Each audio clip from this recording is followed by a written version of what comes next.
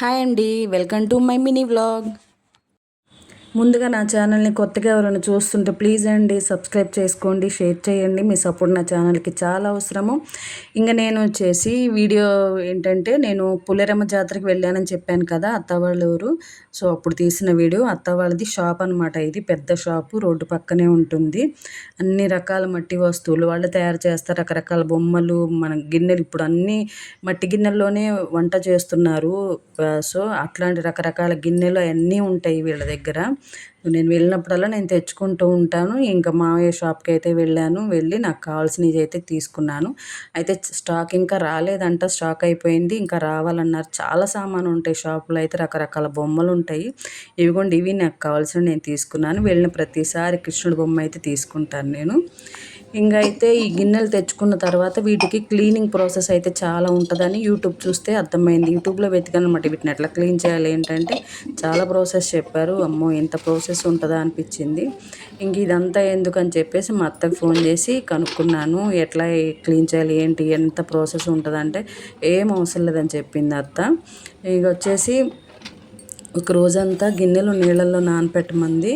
ఇంకా రోజంతా కుదరపోయినా ఒక 2 పూటలైనా సరే గిన్నెలు నీళ్ళలో నానపెట్టేసి ఉంచాలని చెప్పింది. ఇంకా ఆమె చెప్పినట్టే నేను నానపెట్టి ఉంచాను అనమాట.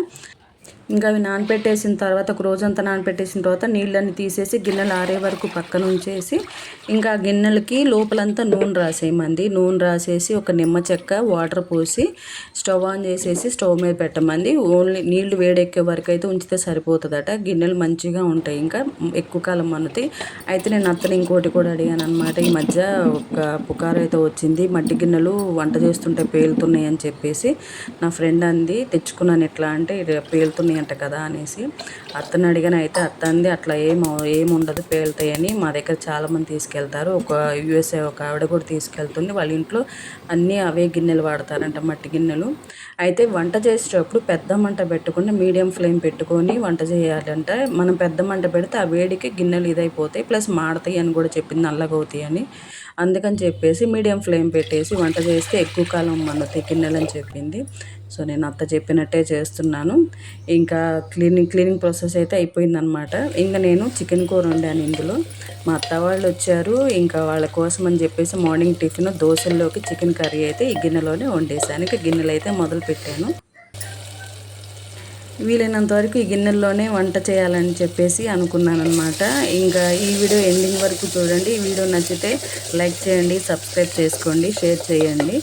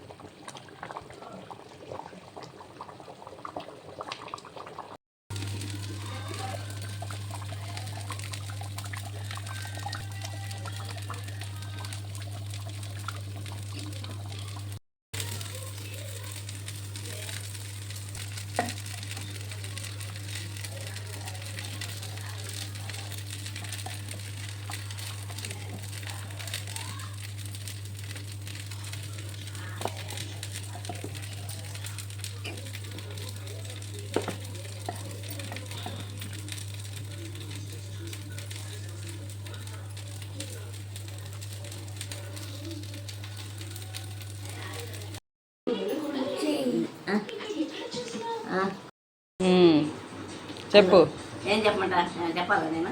ఏదో చెప్పు. ఏం చెప్పమంటా? టిఫిన్ పెట్టింది, ఎలా ఉంది చెప్పు. బాగానే ఉంది.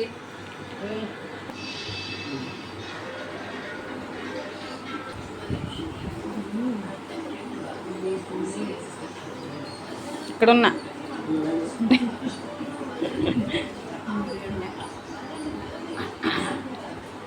మమ్మల్ని దేంట్లో పెట్టి సినిమాలో